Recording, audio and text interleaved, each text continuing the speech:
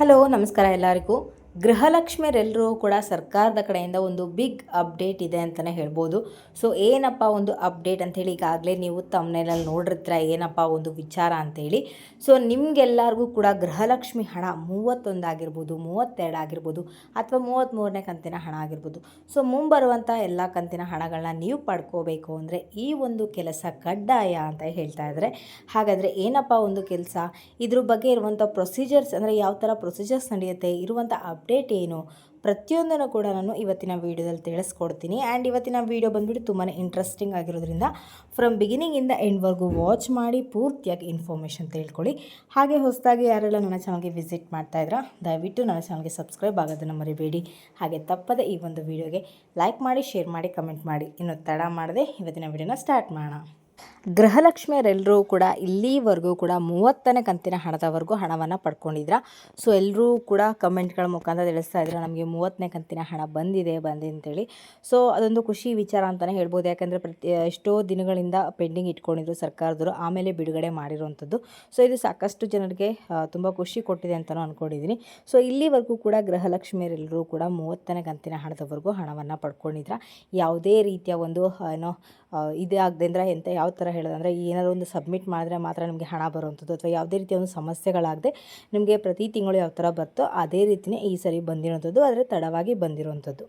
So ಆದರೆ ಈಗ ಮುಂದೆ ಬರುವಂಥ ಈಗ ನೆಕ್ಸ್ಟ್ 31 ಕಂತಿನ ಹಣಕ್ಕಾಗಿ ವೆಯ್ಟ್ ಮಾಡ್ತಾ ಇರ್ತೀರಾ, ಅಥವಾ 32ನೇ ಕಂತಿನ ಹಣಕ್ಕಾಗಿ ವೆಯ್ಟ್ ಮಾಡ್ತೀರಾ, ಅಥವಾ 33ನೇ ಕಂತಿನ ಹಣಕ್ಕಾಗಿ ವೆಯ್ಟ್ ಮಾಡ್ತಾಯಿದ್ದೀರಾ.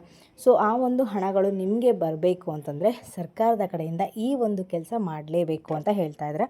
ಸೊ ಮುಂಬರುವಂಥ ಎಲ್ಲ ಕಂತಿನ ಹಣ ಬೇಕು ಅಂದರೆ ನೀವು ಈ ಒಂದು ಕೆಲಸ ಕಡ್ಡಾಯ. ಏನಪ್ಪ ಒಂದು ಕೆಲಸ ಕಡ್ಡಾಯ ಅಂದರೆ ಬಯೋಮೆಟ್ರಿಕ್ ಅಂಥೇಳಿ.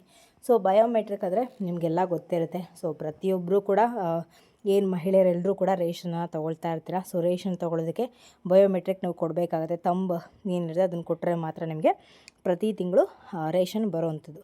ಆದರೆ ಇನ್ನು ಮುಂದೆ ಗೃಹಲಕ್ಷ್ಮಿ ಹಣ ಕೂಡ ನೀವು ಪಡ್ಕೋಬೇಕು ಅಂತಂದರೆ ನಿಮಗೆ ತಂಬ್ ಇಂಪ್ರೆಷನ್ ಬೇಕಾಗತ್ತೆ, ಬಯೋಮೆಟ್ರಿಕ್ ಬೇಕಾಗತ್ತೆ ಅಂತ ಹೇಳಿ ಹೇಳ್ತಾ ಇದ್ದಾರೆ. ಹಾಗಾದರೆ ಪ್ರತಿ ತಿಂಗಳು ಹೋಗ್ಬಿಟ್ಟು ನಾವು ಬಯೋಮೆಟ್ರಿಕ್ ಕೊಡಬೇಕಾ ಅಂಥೇಳಿ ನೀವು ಕೇಳಿದ್ರೆ ಖಂಡಿತವಾಗ್ಲೂ ಕೂಡ ಇಲ್ಲ. ನೆಕ್ಸ್ಟ್ ಸರ್ಕಾರದವ್ರು ಹೇಳ್ತಾರೆ. ಸೊ ಅಲ್ಲಿ ಹೋಗ್ಬಿಟ್ಟು ನೀವು ಬಯೋಮೆಟ್ರಿಕ್ನ ಕೊಟ್ರಿ ಅಂತಂದರೆ ನಿಮಗೆ ಯಾವುದೇ ರೀತಿಯ ಒಂದು ಸಮಸ್ಯೆ ಆಗೋಲ್ಲ. ಪ್ರತಿ ತಿಂಗಳು ಏನು ಹಣ ಬರುತ್ತೆ ಅದೇ ರೀತಿ ಕೂಡ ಮುಂಬರುವಂಥ ದಿನಗಳಲ್ಲೂ ಕೂಡ ಹಣ ಬರುತ್ತೆ. ಸೊ ಈ ಬಯೋಮೆಟ್ರಿಕ್ ಏನಕ್ಕೆ ಈ ಥರ ಸಡನ್ನಾಗಿ ಮಾಡ್ತಾಯಿದ್ದಾರೆ ಅಂತೇಳಿ ನೀವು ಕೇಳಿದ್ರೆ, ಎಲ್ಲರೂ ಕೂಡ ಗೊತ್ತಿರೋ ಹಾಗೆ ಗೃಹಲಕ್ಷ್ಮಿಯಿಂದ ಸಾಕಷ್ಟು ಗೃಹಲಕ್ಷ್ಮಿಯರನ್ನ ತೆಗಿತಾ ಇದ್ರು. ಕಾರಣ ಇಷ್ಟೇ. ಸೊ ಅವರು ಅರ್ಹರಲ್ಲದೇ ಇದ್ದರೂ ಕೂಡ ಗೃಹಲಕ್ಷ್ಮಿ ಹಣವನ್ನು ಪಡ್ಕೊಳ್ತಾಯಿದ್ರು. GST ಪೇಯರ್ಸ್ ಆಗಿರ್ಬೋದು, ಅಥವಾ ಟ್ಯಾಕ್ಸ್ ಪೇಯರ್ಸ್ ಆಗಿರ್ಬೋದು, ಅಥವಾ ಏನೋ ಇನ್ನಿತರ ಅಂದರೆ ಅದಕ್ಕೆ ಅರ್ಹರಿಲ್ಲದೇ ಇದ್ದರೂ ಕೂಡ ಹಣವನ್ನು ಪಡ್ಕೊಳ್ತಾಯಿದ್ರು. ಸೊ ಸರ್ಕಾರದ ಗಮನಕ್ಕೆ ಕೂಡ ಈ ಒಂದು ವಿಚಾರ ಬಂದಿತ್ತು. ಸೊ ಈ ಒಂದು ವಿಚಾರ ಬಂದ ತಕ್ಷಣ ಅವರು ಕೂಡ ಇದ್ರ ಬಗ್ಗೆ ಎಚ್ಚೆತ್ತುಕೊಳ್ಬೇಕು ಅಂತೇಳಿ ಜೀವಾವಧಿ ಪ್ರಮಾಣ ಪತ್ರವನ್ನು ಸಲ್ಲಿಸಬೇಕು ಅಂತ ಹೇಳಿದ್ರು.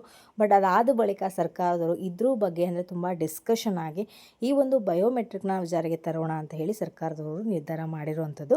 ಆದರೆ ಪ್ರತಿ ತಿಂಗಳು ಕೂಡ ಹೋಗಿಬಿಟ್ಟು ಹಣವನ್ನು ಪಡ್ಕೋಬೇಕು ಅಂದರೆ ನೀವು ಬಯೋಮೆಟ್ರಿಕ್ ಕೊಡೋ ಹಾಗಿಲ್ಲ. ಜಸ್ಟ್ ಒನ್ ಟೈಮ್ ಮಾತ್ರ ಬಯೋಮೆಟ್ರಿಕ್ ಕೊಟ್ಟರೆ ಸಾಕು. ನಿಮಗೆ ಈ ಒಂದು ಬಯೋಮೆಟ್ರಿಕ್ಕಿಂದ ನೀವು ಜೀವಂತವಾಗಿದ್ದೀರಾ ಅಂದರೆ ಆ ಒಂದು ಗೃಹಲಕ್ಷ್ಮಿ ಹಣ ನೀವೇ ಪಡ್ಕೊಳ್ತಾ ಇರೋದು ಅಂತ ಕ್ಲಾರಿಫಿಕೇಷನ್ ಸರ್ಕಾರಕ್ಕೆ ತಲುಪುತ್ತೆ. ಹಾಗಾಗಿಬಿಟ್ಟು ಈ ಒಂದು ಬಯೋಮೆಟ್ರಿಕ್ನ ಜಾರಿಗೆ ತಂದಿರುವಂಥದ್ದು. ಹಾಗಾದರೆ ಎಲ್ಲಿ ಹೋಗಿಬಿಟ್ಟು ಬಯೋಮೆಟ್ರಿಕ್ ಕೊಡಬೇಕು ಅಂತೇಳಿ ನೀವು ಕೇಳೋದ್ರೆ, ಸೊ ಗ್ರಾಮ ಒನ್ಗೆ ಏನಿರುತ್ತೆ ಅಲ್ಲಿ ಕೂಡ ಹೋಗಿಬಿಟ್ಟು ನೀವು ಬಯೋಮೆಟ್ರಿಕ್ನ ಕೊಡ್ಬೋದು, ಅಥವಾ ಬೆಂಗಳೂರು ಒನ್ಗೂ ಕೂಡ ಹೋಗಿ ಕೊಡ್ಬೋದು, ಅಥವಾ ಕರ್ನಾಟಕ ಒನ್ಗೂ ಕೂಡ ಹೋಗಿ ಕೊಡ್ಬೋದು. ಅಂದರೆ ಗೃಹಲಕ್ಷ್ಮಿನ ನೀವು ಎಲ್ಲಿ ಹೋಗಿ ಅಪ್ಲಿಕೇಶನ್ ಹಾಕಿದ್ರೋ ಅಲ್ಲೇ ಹೋಗಿಬಿಟ್ಟು ತಮ್ಮ ಇಂಪ್ರೆಷನ್ ಕೊಡಬೇಕಾಗತ್ತೆ. ಆ್ಯಂಡ್ ತಮ್ಮ ಇಂಪ್ರೆಷನ್ ಕೊಡಬೇಕು ಅಂದರೆ ಯಾವಾಗಿಂದ ಶುರು ಆಗುತ್ತೆ ಅಂತೇಳಿ ನೀವು ಕೇಳಿದ್ರೆ ಅದನ್ನು ಲೇಟೆಸ್ಟ್ ಆಗಿರೋಂಥ ಅಪ್ಡೇಟ್ನ ನಾನು ಮುಂದಿನ ವೀಡಿಯೋದಲ್ಲಿ ತಿಳಿಸ್ಕೊಡ್ತೀನಿ. ಈಗ ಸದ್ಯಕ್ಕೆ ಯಾವುದೇ ರೀತಿಯ ಒಂದು ಬಯೋಮೆಟ್ರಿಕ್ ಜಾರಿಗೆ ಅಂದರೆ ಸ್ಟಾರ್ಟ್ ಆಗಿದೆ ಅಂತೇಳಿ ಯಾವುದೇ ರೀತಿಯ ಒಂದು ಇನ್ಫಾರ್ಮೇಷನ್ ಇಲ್ಲ. ಬಟ್ ಮುಂಬರುವ ದಿನಗಳಲ್ಲಿ ಗೊತ್ತಾಗುತ್ತೆ. ಆ್ಯಂಡ್ ಇದಾಗಿರುತ್ತೆ ಇವತ್ತಿನ ವೀಡಿಯೋ ಬಂದುಬಿಟ್ಟು. ನಿಮ್ಗೇನಾದರೂ ಈ ಒಂದು ವೀಡಿಯೋ ಇಷ್ಟ ಆಯಿತು ಅಂದರೆ ದಯವಿಟ್ಟು ನನ್ನ ಚಾನಲ್ಗೆ ಸಬ್ಸ್ಕ್ರೈಬ್ ಆಗೋದನ್ನು ಮರಿಬೇಡಿ. ಹಾಗೆ ತಪ್ಪದೆ ಈ ಒಂದು ವೀಡಿಯೋಗೆ ಲೈಕ್ ಮಾಡಿ, ಶೇರ್ ಮಾಡಿ, ಕಮೆಂಟ್ ಮಾಡಿ.